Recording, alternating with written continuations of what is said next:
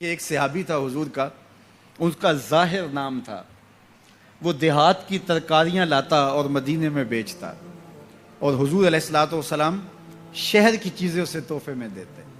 ایک دن وہ کوئی چیز بیچ رہا تھا، حضور پیچھے سے گئے اور چپکے سے جا کے اس کی آنکھوں پہ ہاتھ رکھ لیا۔ یہ کبھی آپ نے بھی کیا ہوگا، اس کو کہتے ہیں کولی بھرنا۔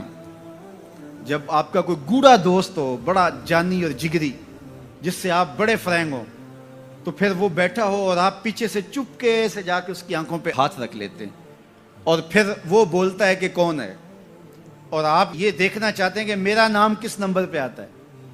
بات تو کرتا ہے کہ جناب تجھے یاد رکھتا ہوں، تو آج میں نے ہاتھ رکھے ہیں، تو ظاہر اپنے قریبی دوستوں کا نام لے گا، تو میں کس نمبر پہ آتا ہوں۔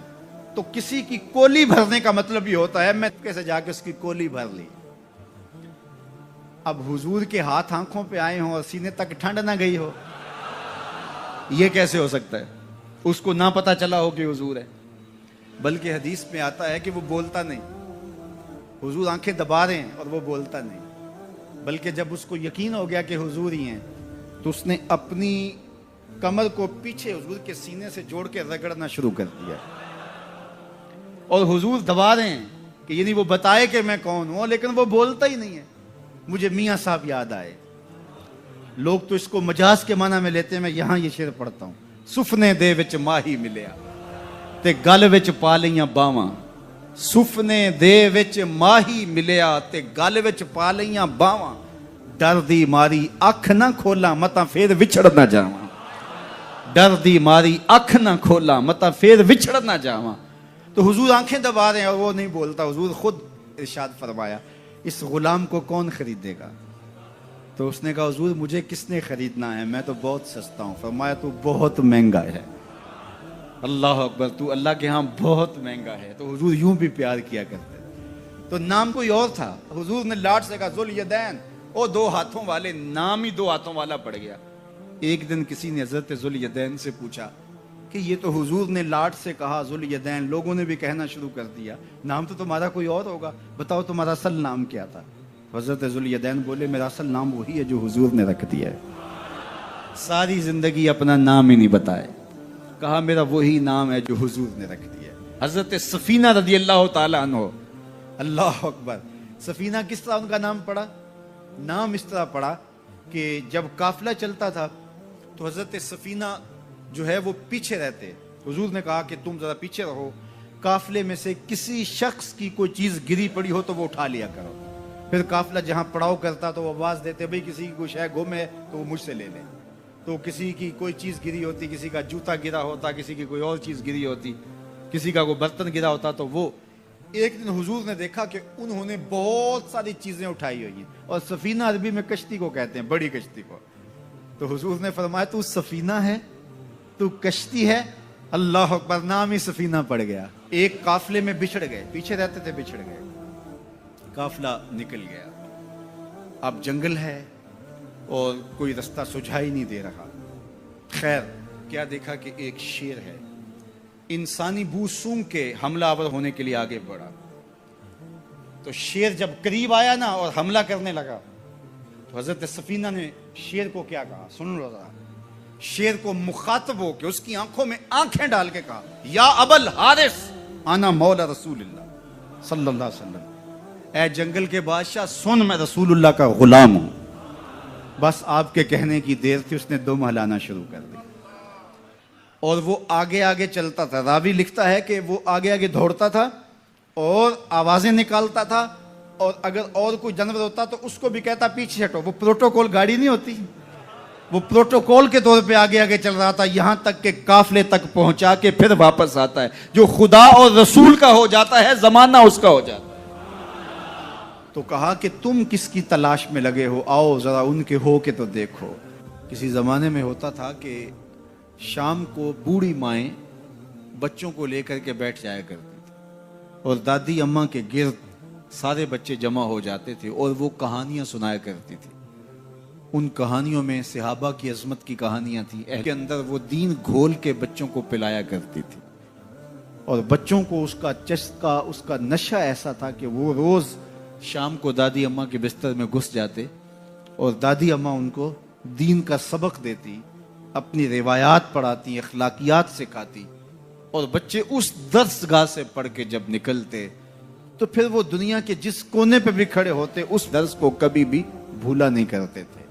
جب سے دادی اماں کا بستر اجڑ گیا ہے، جب سے یہ کلچر دم توڑ گیا ہے اور بچوں کے اوپر اتنی کتابیں لاد دی گئی ہیں کہ انہیں فرصت ہی نہیں ملتی، اور جو باقی وقت بچتا ہے وہ ان کا سکرین کے آگے گزرنے لگا ہے، تو پھر دادی اماں کا بستر ویران ہوا اور بچوں نے وہاں سے جو سیکھنا ہے اس درس گاہ میں جس کے استاد فرنگی روحوں کے بے حس ڈھانچے ہیں، جو انہوں نے سکھانا ہے، تو پھر نتیجہ کیا ہوگا کہ بچہ جو فکر لے کر اور جو طرز زندگی لے کر اٹھے گا تو وہ کبھی بھی اس مزاج سے میل نہیں کھائے گی جو کہ ہمارے اسلاف کا طریقہ تھا، ہمارے اسلاف کا دیا ہوا مزاج تھا۔ آج ماڈرٹ اسلام کی بات کی جاتی ہے، جدیدیت کے قصیدے پڑھے جاتے ہیں، اور جو اسلام کی روح سے ناآشنا لوگ ہیں وہ جھومنے لگتے ہیں شاید یہ جدیدیت ہمارے لیے کوئی نجات دہندہ ہو، یہ ہمارے لیے کوئی پیغام شفا بن کے ہمارے اوپر نازل ہو رہی ہے۔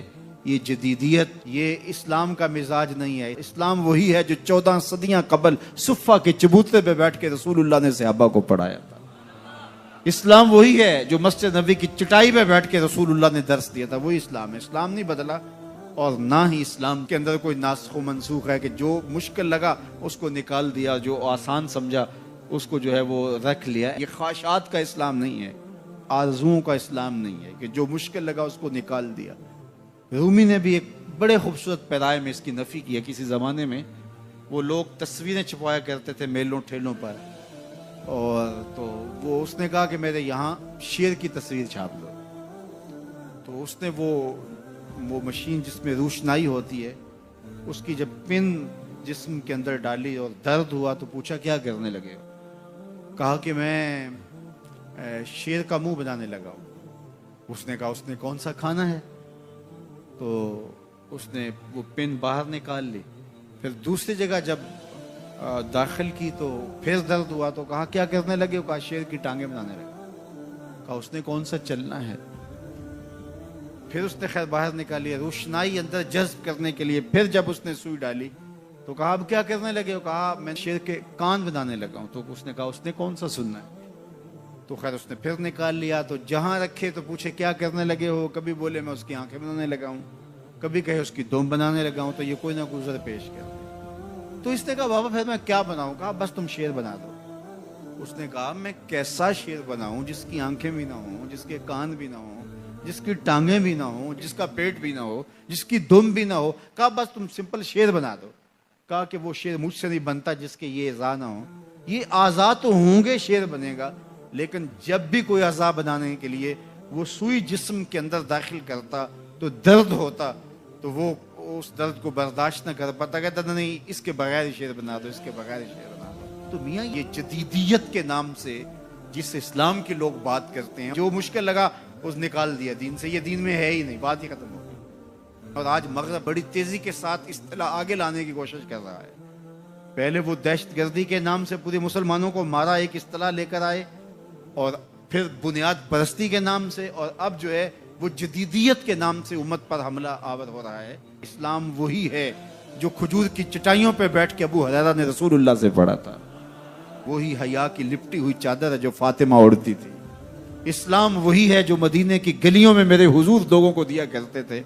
اسلام وہی ہے جو اسلام ہمیں آنکھوں کا حیا بھی سکھاتا ہے اور دل کا حیا بھی سکھاتا ہے، جو ہمیں تقدس مآب زندگی کا درس دیتا ہے، ہمیں عفت، پاکیزگی، انکساری، عجز اور اللہ کے حضور پنجگانہ سجدوں کی تعلیم فراہم کرتا ہے۔ کوئی نیا ایڈیشن اسلام کا جو ہے وہ نہیں چلے گا۔ تو مختلف ادوار کے اندر لوگ آتے رہے، انہوں نے کئی طرزوں کے اسلام لانے کی کوشش کی، لیکن اسلام غیر متبدل نظام ہے، یہ کبھی بھی تبدیل نہیں ہوگا، یہ اللہ کی حفاظت میں ہے۔ اپنا منہ اگر کسی نے کالا کرنا ہے تو وہ کر لے، لیکن اسلام اپنی تمام چمک کے ساتھ ہر دور کے تقاضوں سے ہم آہنگ یہ دین، ہر دور کی ضروریات کو پورا کرتا ہوا یہ دین ہمیشہ لوگوں کو نور اور فیض بانٹتا رہے گا۔ اور اس دین کا ابتدا سے لے کر کے قیامت کے آخری شخص تک ہر شخص کی ضروریات کی کفالت اسلام کرتا ہے اور سارے ادوار کی ضروریات کو یہ پورا کرتا ہے۔ اپنی نسلوں کی خود تربیت کرو۔ آپ ان درس گاہوں پہ یا ان دانش گاہوں پہ اپنی نسلوں کو نہ چھوڑنا۔ اگر چھوڑو گے تو پھر وہی ہوگا جو ان درس گاہوں کے پڑے ہوئے لوگ گل کھلاتے ہیں۔ آئے روز پاکستان کے مختلف میں بات کی ہے تو یہ جو ہے وہ معاملہ اس لیے ہے کہ انہوں نے پڑھا ہی وہاں سے ہے جو مرتب کردہ نصاب ان لوگوں کا تھا جب 1857 کی جنگ آزادی ہوئی تو جو ادھر کے لوگ تھے انہوں نے اس کو غدر کہا، لیکن ہم اس کو جنگ آزادی کہتے ہیں۔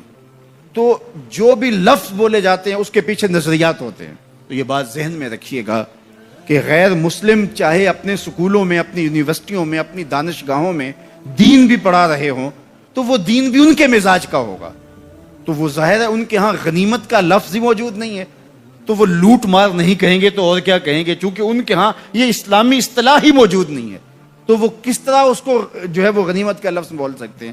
تو مال غنیمت اور لوٹ مار کے اندر فرق وہی سمجھ سکتا ہے جس نے مسجد میں عالم دین کے پاس بیٹھ کے دین سیکھا ہو، اور جو وہاں سے ہی دین سیکھے گا آپ اس کے خلوص کے لاکھ قصیدے پڑھ لیں، لیکن یہ بات طے شدہ ہے کہ اس نے جہاں سے لیا ہے تو اس کے مطابق ہی اس کی زبان سے نکلے گا۔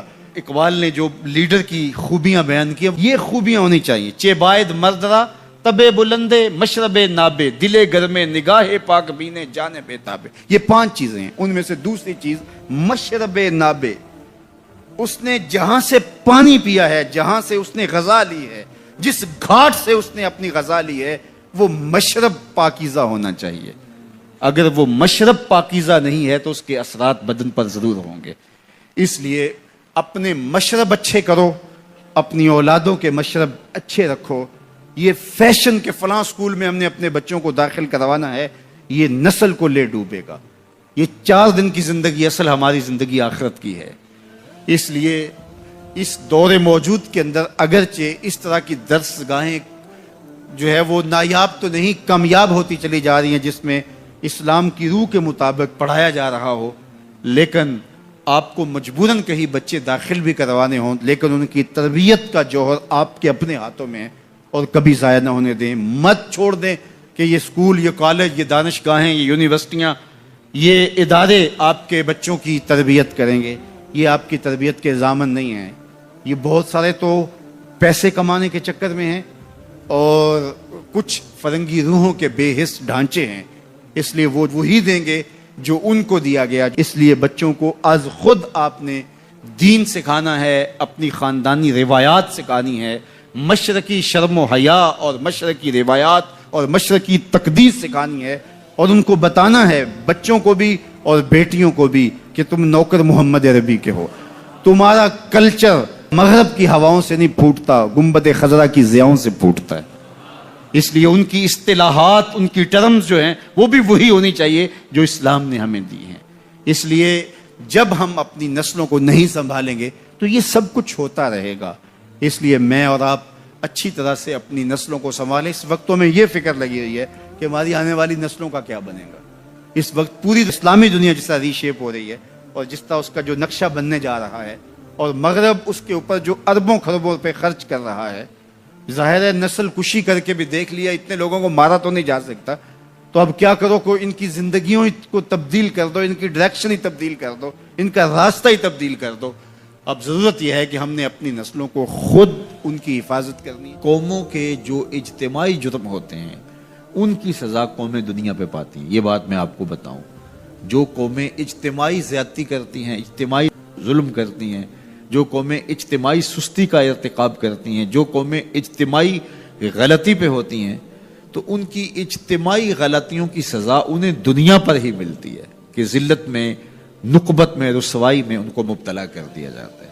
لیکن قیامت کے دن جو ہم نے پیش ہو جائے، اور اگر ایسا نہیں ہوتا تو کم از کم ہم اپنے تو ذمہ دار ہیں، اور ہم اپنے اعمال نامے لے کر کے قیامت کے دن اللہ کے حضور پیش ہونا ہے، تو ہم ان کی صحت کے لیے کوشش کر لیں، اپنی خواہشات کو، اپنی آرزوؤں کو، اپنی تمناؤں کو اسلام کی دہلیز پہ رکھ دینا اور اپنی گردن کو جھکا دینا، یہ اسلام کا معنی ہے۔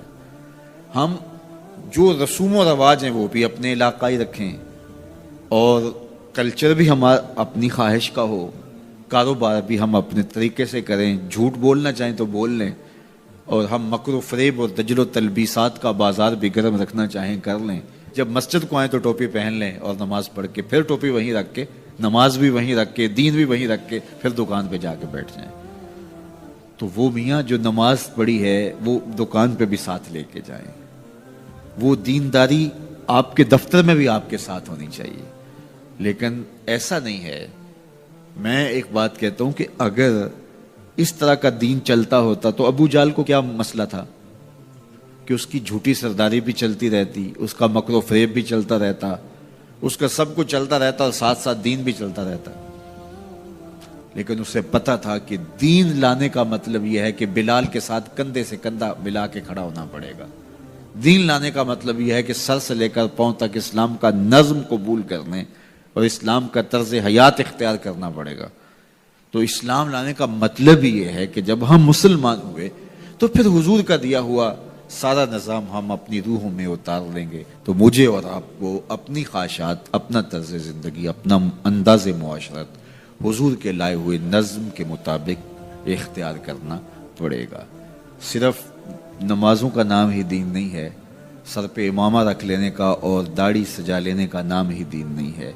ہماری رسوم و رواج بھی بدلنی چاہیے، ہماری سوچ اور فکر بھی بدلنی چاہیے، ہمارا طرز زندگی بھی بدلنا چاہیے، ہماری سوچوں کے زاویے بھی اسلام کے دیے ہوئے اصولوں کے مطابق طے ہوں، تو پھر اسلام کے حقیقی ثمرات ہمیں ملیں گے۔ ہمارا کاروبار، ہمارا نظم، ہمارا انداز زندگی اسلام کے بتائے ہوئے طریقوں اور اصولوں کے مطابق ہو تو پھر ایک خوبصورت زندگی جینے کا تصور پیدا ہوتا ہے۔ تو اللہ تعالی ہم سب کو اپنی راہوں کا مسافر بنائے، اور اللہ ایسے اسباب پیدا کر دے اور اس کا حصے دار ہمیں بھی بنائے، ممبر و محراب کے دیگر ذمہ داران کو بھی بنائے کہ وہ ایک اجتماعی نظم قائم کرنے میں کامیاب ہوں۔ سب سے پہلی اس کی ضرورت تعلیم و تعلم ہے۔ میں تو یہ کہتا ہوں کہ بہت سارے ممبر و محراب کے وارثوں کا اور وہ جو مسند نشین لوگ ہیں ان کا اپنا فہم دینی ناقص ہے، یعنی اپنا شعور دین ہی کامل نہیں ہے۔ تو جب ان کا اپنا فہم دین ہی ناقص ہوگا تو یہ کس طرح پھر ایک اجتماعی نظم کے ذریعے اسلام کی حقیقی شکل اور صورت پیش کر سکتے ہیں۔ تو اللہ کرے کہ اس طرح کا کوئی نظم پیدا ہو کہ شعور کی دولت سے ہم اسلام کی جو حقیقی تھیوری ہے اور اسلام کا حقیقی جو مزاج ہے اس سے پہلے ذمہ داران کو آگاہ کر سکیں، اور پھر اس کے بعد جو ہے وہ ایک کوشش اور جد و جہد کے نتیجے کے اندر ایک خوبصورت نظم پیدا ہو سکے۔ اللہ مجھے آپ کو اپنی رحمتوں کے حصار میں رکھ کے دنیا آخرت کی بلائیاں اللہ ہم سب کا مقسوم کرے، اور جب تک جئیں حضور کے غلام بن کے جئیں، اور جب موت آئے تو حضور کی غلامی میں آئے۔ سوکھا نکلے سا ظہوری جے ویخ لواں مکھ تیرا، آخری لمحے جب سانسیں ٹوٹ رہی ہوں تو حضور کا دیدار نصیب ہو جائے۔ اگر آخری لمحے یہ مقصود ہاتھ میں آ گیا اور یہ مقصد نصیب ہو گیا تو پھر مرنا بھی تحفۃ المومن بن جاتا ہے۔ نماز کے بغیر جو اپنی زندگی گزارتے ہیں ان کی زندگی میں سوائے ٹینشن اور دکھ کے اور ہو کیا سکتا ہے؟ خشوع کے ساتھ نماز کرنا سیکھو، نماز پڑھنے کے بعد آپ ہلکے پھلکے پاؤ گے اپنے آپ کو، رقت کے ساتھ اللہ کے حضور گڑ گڑاتے ہوئے سجدے کرو، اس کا اپنا سرور پاؤ گے۔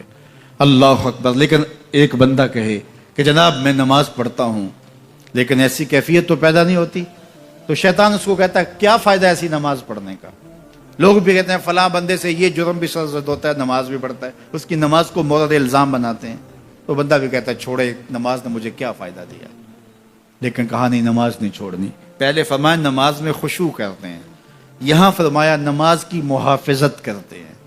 اگر کسی وجہ سے خشوع پیدا نہیں ہوتا چھوڑتے پھر بھی نہیں ہے، یہ اللہ کا فریضہ ہے۔ محدث کچھوچوی علیہ رحمہ سے ان کے ایک مرید نے کہا حضرت نماز پڑھتا ہوں لطف نہیں آتا، مزہ نہیں آتا۔ تو آپ نے حیرت سے کہا کہ اس کے باوجود پڑھتے تو ہو؟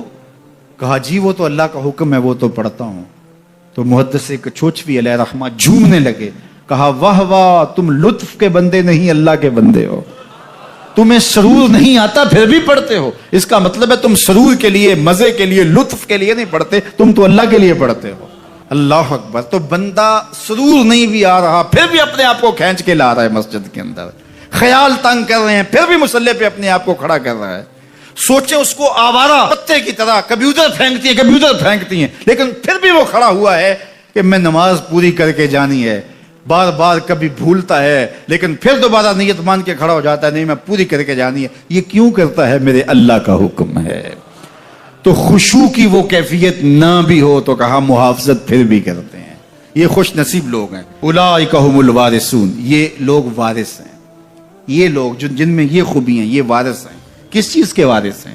مال کے، دولت کے، کوٹھیوں کے، کاروں کے، محلات کے۔ کہا الذین یرثون الفردوس، یہ جنت الفردوس کے وارث ہیں۔ ہم فیہا خالدون، اس جنت سے وہ کبھی الگ بھی اس میں ہمیشہ رہیں گے، چونکہ موت کو بھی موت آ چکے گی، اب موت بھی نہیں، اب ہمیشہ رہیں گے۔ اللہ تعالیٰ فرمائے گا اَرَضِیتُم، جنتیوں کیا راضی ہو؟ اہل جنت کیا تم راضی ہو؟ تو وہ کہیں گے ہمیں کیا ہوا کہ ہم راضی نہ ہوں، ہمیں تو وہ ملا جس کا ہمیں تصور بھی نہیں تھا۔ ہمیں جنت مل گئی، محلات و قصور مل گئے۔ جو سب سے آخر میں جنت میں جائے گا، سب سے آخر میں، جس کو ہماری پنجابی میں پھاڑا کہتے ہیں، سب سے آخر میں، اس کو جنت میں کتنی جگہ ملے گی؟ جو بندہ سب سے آخر میں آتا اس کو دھوپ میں جگہ ملتی ہے، جو اس سے تھوڑا سا پہلے آ گیا اس کو برآمدے میں ملی، جو اس سے پہلے آیا اس کو اندر جگہ ملی۔ ایسے ہی ہوتا ہے۔ تو جو سب سے آخر میں جائے گا جنت میں تو وہ سب سے بڑا گنہگار ہوگا، اور جہنم کے رگڑے سہ سہ کے وہ جہنم سے نکلے گا سب سے آخر میں۔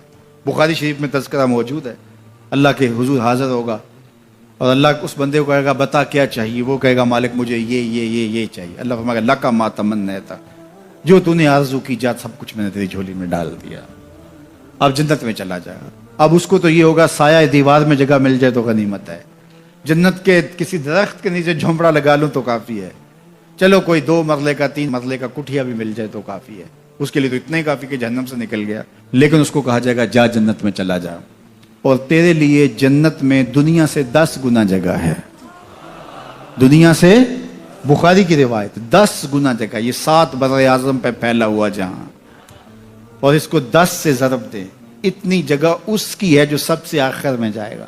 جب اللہ یہ فرمائے گا تو وہ کہے گا اتسخر وانت الملک، میرے رب تو مجھے رب ہو کے مذاق کر رہا ہے، مالک ہو کے مجھ سے مذاق کر رہا ہے، بادشاہ ہو کے مجھ سے مذاق کر رہا ہے۔ اس کو لگے گا ہی نہیں کہ مجھ کو، میں ساری زندگی پاپ کرنے والا لیکن ایمان کا چراغاں تو اندر تھا۔ اللہ اکبر۔ آج نکلے گا تو جنت میں سب سے آخر جانے والے شخص کو کتنی جگہ ملے گی؟ دنیا سے 10 گنا جگہ دنیا سے سب سے آخری شخص کو، پھاٹے شخص کو ملے گی۔ پھر بلال حبشی کی جاگیروں کا عالم کیا ہوگا، ابو بکر و عمر کی جاگیروں کا عالم کیا ہوگا، بابا فرید گنج شکر، داتا گنج بخش علی اجویری، شیخ احمد مجدد الف ثانی کی جاگیروں کا عالم کیا ہوگا۔ نماز پڑھ رہا تھا کوئی شخص تو مجنو آگے سے گزرا، تو نمازی نے نماز توڑ کے اس کے منہ پہ تھپڑ مارا۔ تمہیں پتہ نہیں نمازی کے آگے سے نہیں گزرتے؟ اس نے کہا میں دیکھا نہیں، میں نے دیکھا نہیں، میں ایک عورت کی محبت میں ایسا گرفتار تھا کہ مجھے ہوش نہیں رہا، لیکن افسوس تم پر، تم رب کی محبت میں مجھے دیکھ رہے تھے۔ ایک ماڈل مسلمان کیسا ہونا چاہیے؟ جب رب کے حضور کھڑا ہے تو دنیا کی خبر ہی نہیں ہے۔ سید علی المرتضیٰ کے بدن میں تیر پیوست ہو جاتا ہے، نماز میں کھڑے ہوتے ہیں تو یوں تیر نکال لیا جاتا ہے، آپ کو بعد میں پتا چلتا ہے کہ میرے بدن سے تیر نکالا گیا ہے۔ یہ ہے عبادت میں خشوع۔ جب اس کے ہو گئے، محویت کا یہ عالم ہے کہ اسی کے ہو گئے، کسی غیر کی طرف خیال بھی نہیں گیا، کسی اور کی طرف دیکھیں کیوں، کسی اور کی طرف تکیں کیوں، جب نظارے اس کے ہیں نگاہوں میں، جب خیال اس کے ہیں۔ نماز ہے تو محویت، اپنی عصمت کا جوہر ہے تو اس کے گرد پہرے بٹھائے ہیں، مجال ہے کہ عصمت کے جوہر کو داغ بھی لگنے پائے، مجال ہے کہ خیال بھٹکنے بھی پائے، سوچوں میں آوارگی آنے پائے۔ یہ خیال جب جمع ہوا ہے کہ میرا اللہ مجھے دیکھ رہا ہے، پھر بند کوٹڑی میں بھی جرم نہیں ہوتا۔ آپ نہیں دیکھتے کہ سارے دروازے بند کر کے بت کے اوپر موٹا کھیس ڈال کے زلیخا بولتی ہے تلک یوسف آ جاؤ نا، اب تو کوئی نہیں دیکھ رہا۔ کالا معاذ اللہ، جناب یوسف کہتے ہیں میں اللہ کی پناہ میں آتا ہوں، تو اس بے نور آنکھیں رکھنے والے اس پتھر کے مادو سے بھی حیا کرتی ہے، اس سے بھی پردہ کر لیا، جس کی بے نور پتھریلی آنکھیں دیکھتی بھی نہیں ہیں، تو میں اس سے حیا نہ کروں جو 7ویں کوٹھڑی میں بھی دیکھتا ہے۔ اللہ اکبر، اتنی روشنی برستی ہے کہ گناہ کا تصور ہی محال ہو جاتا ہے۔ اور جناب یوسف کو پتا ہے کہ 7 دروازے بند ہیں اور تالے چڑھے ہوئے ہیں، لیکن اللہ کے یقین پہ حضرت یوسف دوڑتے ہیں، اللہ تالے پگھلا دیتا ہے، دروازے کھلنے لگتے ہیں، قفل گرنے لگتے ہیں۔ جب کوئی اس کا ہو جائے تو کوئی قفل، کوئی راستے کی بندش اس کا راستہ نہیں روک سکتی۔ اللہ بند مکفل راہیں بھی کشادہ کر دیتا، اس کے ہو کے تو دیکھو، اس کے بن کے تو دیکھو۔ تو اس کے جب تم بنو گے تو پھر سرخروئی تمہیں ملے گی۔ آپ تکلیف دیتے ہو حضور کو، صحابہ نے آپس میں طے کیا کہ جب کوئی شخص فوت ہو جائے تو پھر حضور کو بتانا چاہیے۔ تو پھر جب کوئی فوت ہو جاتا تو پھر حضور کو بتاتے، حضور ان کے ہاں تشریف لے جاتے۔ لیکن پھر اور زیادہ مصروفیت ہوئی تو کہا حضور کو جنازے کا بتانا چاہیے، پھر جنازے کا بتاتے، پھر اور کار نبوت کی اہم ذمہ داریاں اور نظم پھیلتا چلا گیا، تو پھر صحابہ نے آپس میں مل کے طے کیا کہ جنازے کا بھی نہیں بتائیں گے، بلکہ جنازہ اٹھا کے حضور کی چوکھٹ پہ لے آئیں گے۔ اور پھر جنازہ اٹھا کے لے آتے۔ یہ باب البقیع سے باہر جو جگہ خالی پڑی ہے، جنت البقیع کے درمیان جو جگہ ہے، یہاں لا کے جنازہ رکھا جاتا ہو۔ حضور کے دور میں سارے جنازے یہاں ہوتے تھے، تو پھر جنازہ لایا جاتا، حضور سے عرض کیا جاتا اور حضور حجرہ انور سے نکل کے جنازہ پڑھا دیتے۔ تو یہ ابتدا کی بات ہے، تو حضور پہلے ہی تشریف لے جاتے۔ تو وہ انصاری جوان کا وقت آخر تھا اور آقا کریم علیہ السلام اس کے سرحانے بیٹھے تھے، تو اسرائیل علیہ السلام روح قبض کرنے کے لیے آئے۔ روح جب قبض کرتا ہے ملک الموت تو وہ پاؤں کی جانب سے روح کو قبض کرنا شروع کرتا ہے۔ تو جب اس نے پاؤں سے اپنا کام کرنا شروع کیا تو حضور نے فرمایا، اے اسرائیل ذرا نرمی کرنا، یہ میرا غلام ہے۔ تو اسرائیل نے جو جواب دیا، میرے والد گرامی جب یہ حدیث بیان کرتے تھے تو ان کے آنسو نہیں تھمتے تھے۔ تو اسرائیل نے جو جواب دیا وہ کیا تھا؟ کرے عینہ کا، حضور آپ کی آنکھیں ٹھنڈی ہو جائیں، حضور آپ کی آنکھیں ٹھنڈی ہو جائیں، صرف اس کے ساتھ نہیں، آپ کا جو بھی غلام ہوگا اس کے ساتھ نرمی کروں گا، اس کے ساتھ نرمی کروں گا۔ تو حضور کا رخ انور اس وقت اگر نصیب ہو جائے، اس وقت حضور کے چہرے کی زیارت نصیب ہو جائے، تو مجھے بتائیے کہ پھر تو زندگی کی جستجو ہی کامیاب ہو گئی۔ اللہ ہمیں حضور کی محبت عطا کرے اور ہمارے باطن کو ستھرائی دے دے۔ کاروبار بھی ہیں، بچے بھی ہیں، بچوں کے مسائل بھی ہیں، بچوں کے رشتوں کے معاملے بھی ہیں، اور بھی بہت سارے معاملات ہیں جو ہم سب کے ساتھ پیش ہوں گے، لیکن ہماری سب سے بڑی ترجیح یہاں بیٹھنے کی صرف اس کو راضی کرنا ہے۔ میرے مالک ہمیں ایسا کر دے کہ تو ہم پہ راضی ہو جائے، ہمارے باطن ستھرے کر دے، ہمارے اندر کی غلاستیں دور کر دے، ہمارے اندر کی گندگیاں ختم کر دے، حسد سے، حقد سے، بغض سے، کینے سے، نفرتوں سے ہمارے من صاف کر دے، اور اللہ دین کا کوئی کام ہم سے لے لے۔ یہ دعا کیجئے گا، اللہ ہم سے ہماری استطاعت کے مطابق یہ مشت خاک کسی کام آ جائے، اس کا کوئی مقصد ہو، ساری زندگی یوں ہی جو ہے وہ گزر نہ جائے۔ وہ کیا کہا تھا اکبر الہ آبادی نے، کیا بتائیں احباب کیا کار نمایاں کر گئے، بی اے کیا، نوکر ہوئے، پینشن ملی اور مر گئے۔